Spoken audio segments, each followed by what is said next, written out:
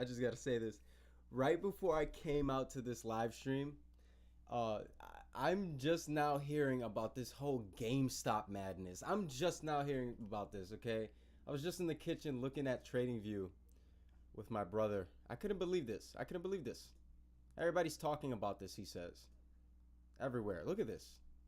Look at this. Look at what happened to GameStop. Okay. Everybody's talking about this. Wow. I'm shocked. Apparently the hedge fund managers are. Look at this. I mean, this is nuts. This is 1,800%. I mean, I am beyond. I am beyond shocked. Like, this is like, I mean, you could keep grabbing it from, I mean, let's say you bought it at the beginning of December. I mean, you're up over 3,000% on that push up through 375 or so. I mean, that's just crazy. I don't want to spend too much time on that, but and also AMC as well took a big shoot up, short squeeze. This was textbook. Jeez, look at this. They stuff it with a W pattern before they shoot it right up and take everyone out that's short. This is beautiful stuff, man. I'm glad that happened right before I'm just not learning about this. 800%, 900%. Because my brother says that everywhere he goes on his social media, he's just hearing about stocks, investing, Robinhood, GameStop, AMC, short squeeze, and so that's what's happening right now. Sheesh, I want to see what happened to gold. Or how about the US dollar? Let's see.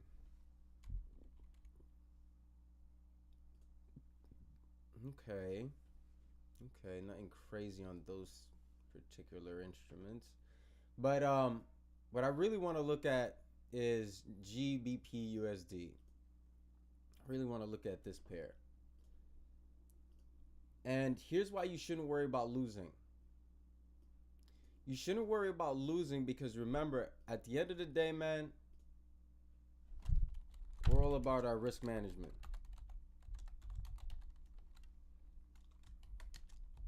One to 10%, give or take. Today I was risking 7%, and I got stopped out. How many times did I get stopped? I got stopped out a few times. I got stopped out like 4 times.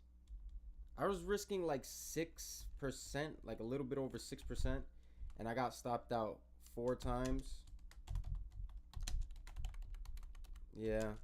So I lost like 24% of my account today, but no worries. It was just a demo account because I'm actually not trading live for the next few days until February. I just want to start on a new, fresh period. It sounds weird to others, but to me it makes sense. I just want to start fresh on February. I'm switching over brokers from LQDFX to Osprey, so I just want to test out Osprey's order execution and all that, and just use the demo account for a week and just kind of use it and see how it works and how it fits my trading plan and all that stuff. So right now on the demo account, I have 4 losses, right? And I lost 24% of the account. I managed to turn like $124 to $200, right? But here's the thing. If I am risking 6%, I'm really trying to make at least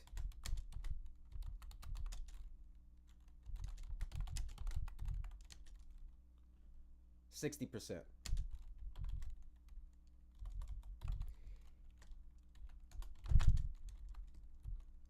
So no matter what, I'm not tripping over these 4 losses. You feel me?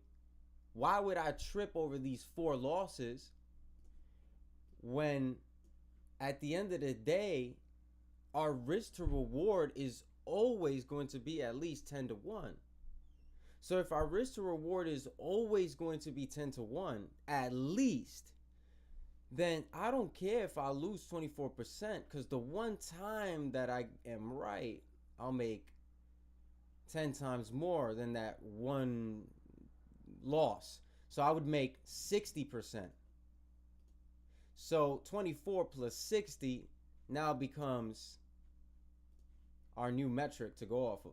which is minus, you'd be down minus 24%. Then you make 60%, which I know doesn't make sense, but because of the way I'm doing it, this is frowned upon, and I know it. I can feel it. But you're making 36% net profit. And no, I don't mean 60% of the balance that you would have now. It would be 60% of the original balance. But the reason I say this is frowned upon is because people would say, no, this is now 60% of the new balance. But it is. But the way I'm looking at it is I just keep putting the same lot sizes. I don't move it around. So if I use the mini lot, if I use like a mini lot and lost, if I used mini lots on each 4 of those trades and I lost 24% or $24, $25, whatever it is, I'm trying to make $60 so I can be up 36 and still walk away net profitable. Because what's the point of then lowering your lot size, even though now your account, I look at the daily balance, not the trade balance, trade to trade, because then now your equity is lower. Remember, now you're down 24, so your equity is lower, meaning your lot size is going to be lower because 1% is now different, or 6% in this case is now different than it was before. So you would be lowering your lot size. Me, I keep it the same the whole day. The lot size I choose at the beginning of the day, I choose to the end of the day, because the one time that you are right, you are going to wipe out your losses and then some. Imagine if I were to have cut if I would have put my lot size down to like 07 or 06 or 05, my profit would have been like 30. And I would have only made like $6, which is not bad, but come on now. Knowing better, might as well just keep the lot size the same, because I know one time I'm going to be right. And that's not cocky stuff, it's calculated stuff. So how do we determine what the hell happened today, right? Let's see where I went wrong. I saw price pushing up over here. This is textbook stuff, right? I had my shit over here, right? I thought price was gonna hold here and keep going up for whatever. I don't know what I was thinking. I don't know if I was half asleep, or I just remember. And this is the importance of finding a comfortable place to trade, because you can't just like look at, be half asleep, wake up to pee, and just look at MetaTrader from your phone and go, oh yeah, this looks like it's gonna go up, while you're yawning. And that's kind of what I did. I was like 2-3 pips in profit. I remember I had it all set up in my head. I'm just laughing now because it was so stupid the way I was looking at the chart. Like, I had it all set up in my head. I think this was the stop loss, and I was targeting new highs. I was trying to target, man, this is crazy. I was trying to target 3,800. I'm like, yes, this is it. And I don't know what I was thinking, but for whatever reason, I just didn't sell this.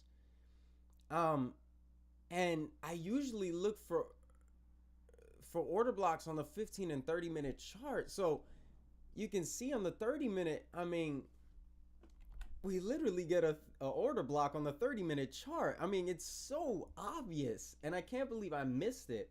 And this is the importance of being patient too, but I got in right here and I got stopped out, okay? And then,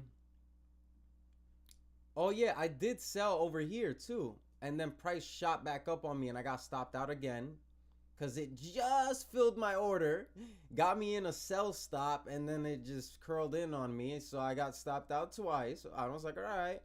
Then I saw what I thought was a morning star on the 30-minute candle chart, and so I put 2 orders out, one at 3205 and one at 3705 and one at 3700. And I was trying to take this to new highs. I had it all set up. I think making breakfast here, stretching, and I was like, let me not look at the chart. I'm gonna just set my stop loss.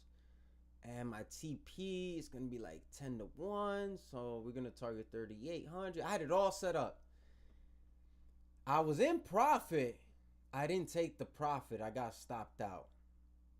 Right. Oh, no. Actually, I was not in profit at all. I got stopped out immediately. Right.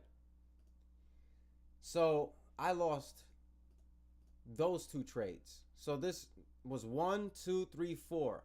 Right? 4 losses. Where did I get the 1 winner to get me net profitable?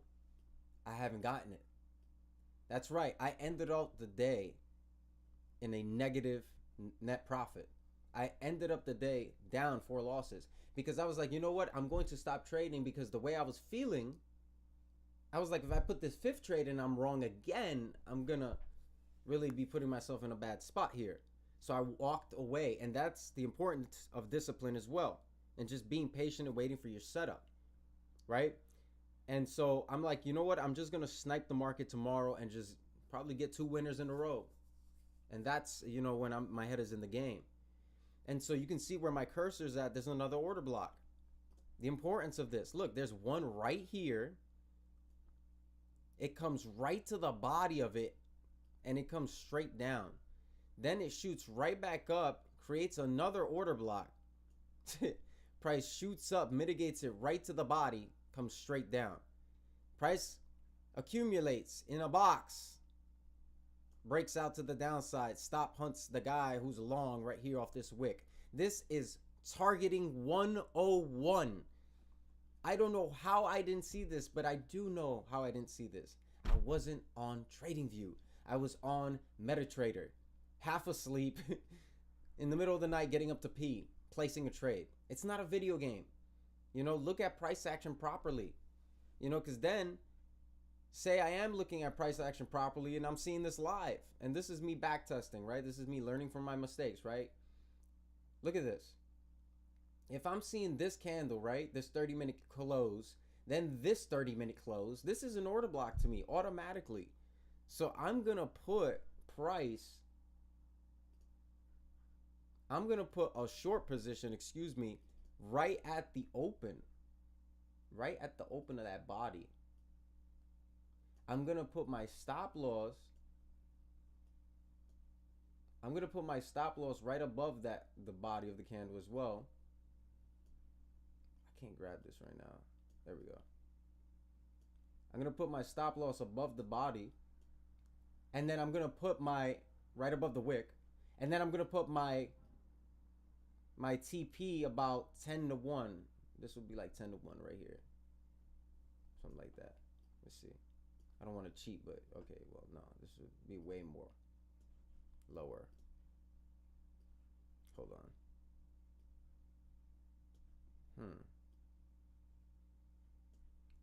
So I think I'm going to have to target the bodies of these candles now, because yeah, that way I get the 10 to 1, because having that big stop loss is not good. There we go. There's the 10 to 1, right? So say I target 10 to 1 like that. So boom, I see the order block. Now I get it, guys. In hindsight, I'm doing it in hindsight. Okay, whatever. But this is me backtesting and knowing, okay, now from now on, when I see an open order block like that, let's pretend this is live. Right? I would put a sell limit order right at the open of this bullish engulfing candle, and then I would put the stop loss above the body. Right, you know, and then I would do 10 to 1, and we see how this plays out. It comes right back up, mitigates it perfectly. No drawdown. Mitigates it again, comes a bit in. Look at this. Comes a bit in more. Shoots straight down. Basically no drawdown. I mean, look at this. And then yes, it bounces off and does its whole thing, but then it's still was able to give us how much to 1? It's probably like, hey, you still got a solid 6 to 1 if you trail your stop. You know? So, and I definitely would have got out here because this is literally the middle of New York session. 9:30 p.m. You know, and then, so, well, this would be 10 a.m. This is exactly when AMC went up, you know, earlier. It was right at 10 a.m. Check it out. Crazy. Everything shot up at 10 a.m.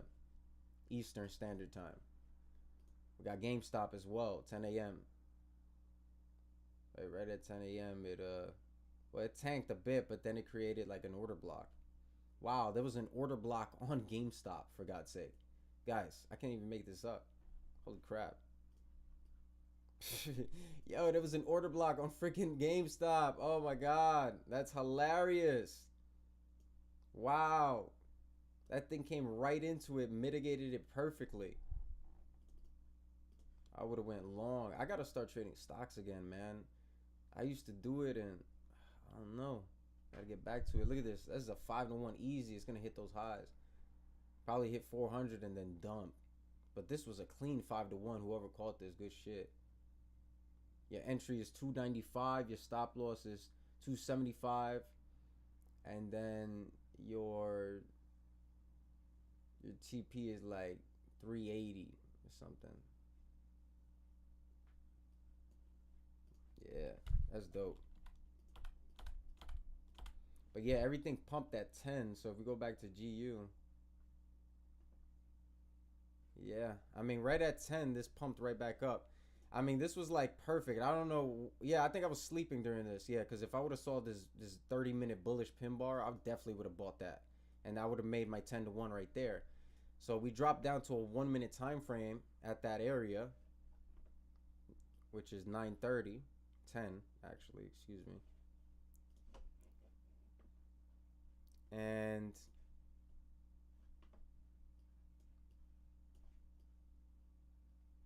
right, let's go to 10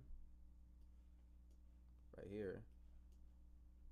And when we go to that area, we notice on the 1-minute chart, the start right here of the stock market. The New York Stock Exchange starts right here. Right here. Right? 9:30 a.m. The New York Stock Exchange opens.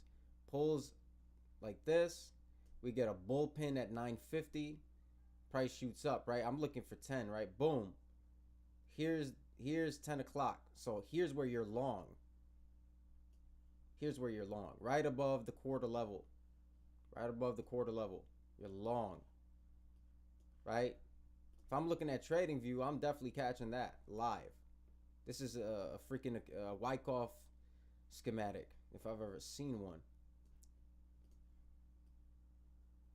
You know, remove that.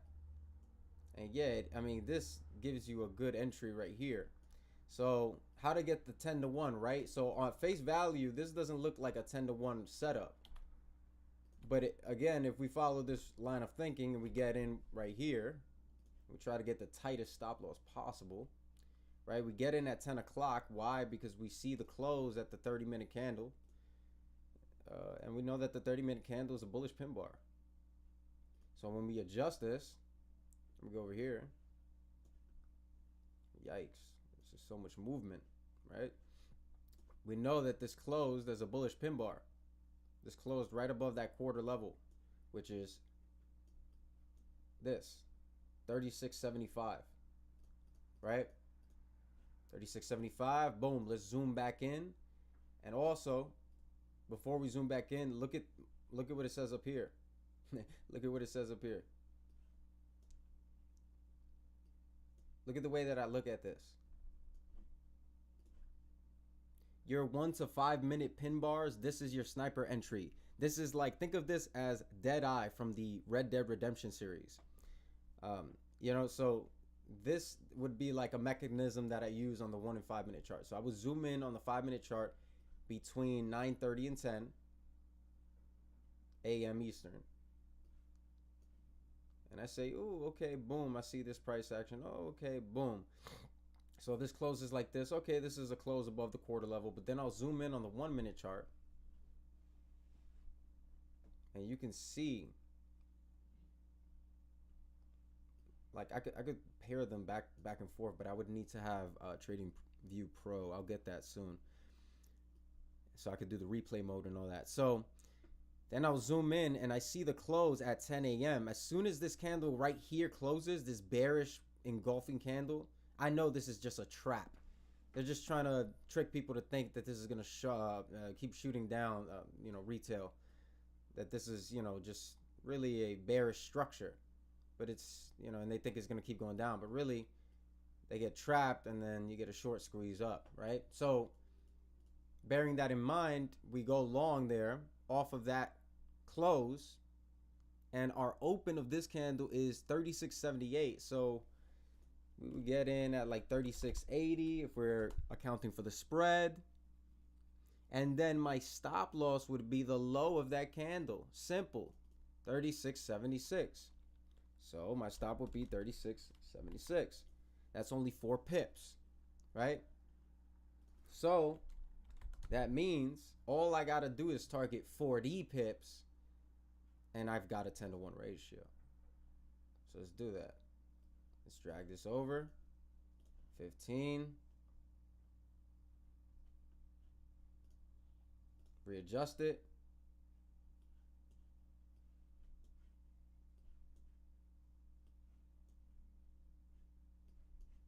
There we go.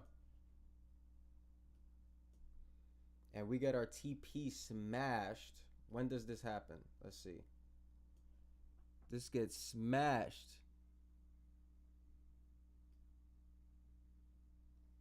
right around 1330, which is what, 130?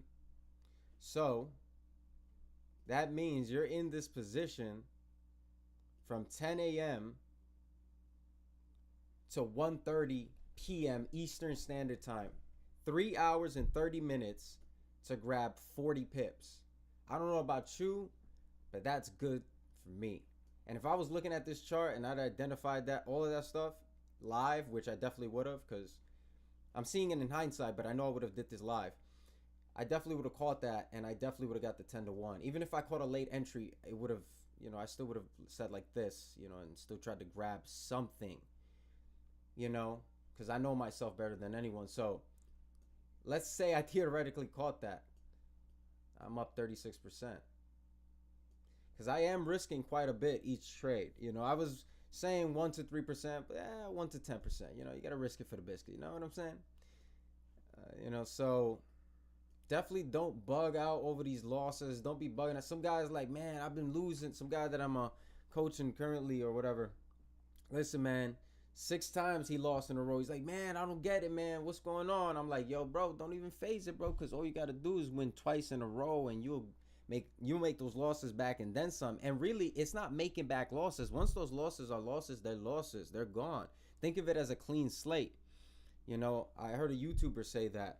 And some YouTuber, I forget his name. And so, but he says don't bug out about that. Once you lost it, you lost it. Just think of it as a clean slate. If you have a $100 account and you lost $50, you lost $50. Don't think of it as, oh shit, I got to make this $50 back. No, you have a fresh $50 account. Think of it as 0%, zero slate. And now you're working your way in positive profit from the start, if that makes any sense. So I hope that helps. I'm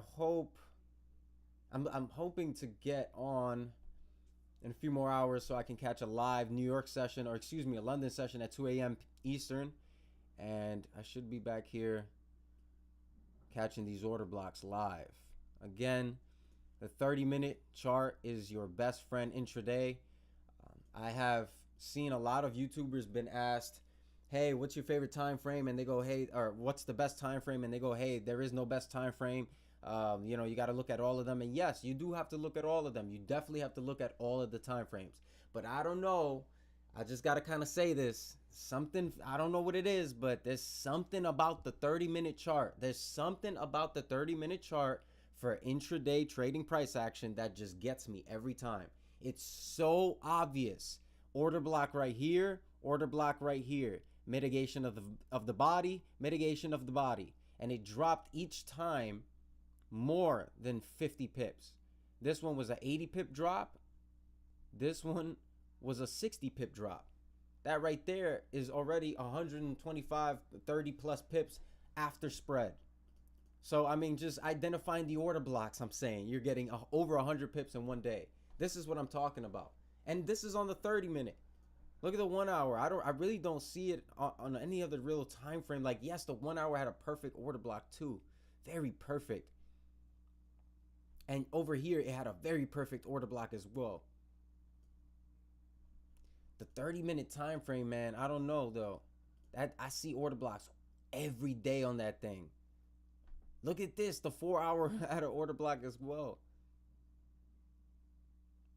And yeah, not everything's an order block, but man, look, this was an order block too. Jesus, look at this drop. Oh my God. Yo, this is why I backtest, man, because I'm like, wait a minute. Now I know where I could be looking, like where I really have to be seeing things, you know? Because I'm still pretty new in my Forex journey or my trading journey, really. I'm less than 5 years, which is still beginner territory, really. You know, because there's guys that have been trading for 30 that are still getting stumped by the market. Put that into perspective. Let's see. Just trying to look for a few more order blocks before I go offline. Nah, I don't really see any other order blocks that are obvious. But I would personally say, yeah, this one right here and stuff like that. I'm sure there's others. I'm sure you guys are just pointing all of them out. But look, 15, 30. I would say the 30-minute chart, the 1 hour chart, and the 4 hour chart are the best order block charts. Yes, the daily chart as well, and the weekly for sure. But once you identify the weekly, daily order blocks, you got to start zooming in. Obviously, yes, it seems like obvious stuff, but you know, you got to, you know, a lot of this stuff just like it might pass you over. You know, you got to be able to be like, okay, well, yes, if I get stopped out here, well, you know, you won't, because you put the stop loss here. You have 2 entries right here, and then you just take it down, or you take it down to here and you get out in profit. But yeah, I would say the 30-minute chart, the 30-minute, and the 1 hour. The 1 hour chart. Those 2 charts are the most perfect charts for order blocks.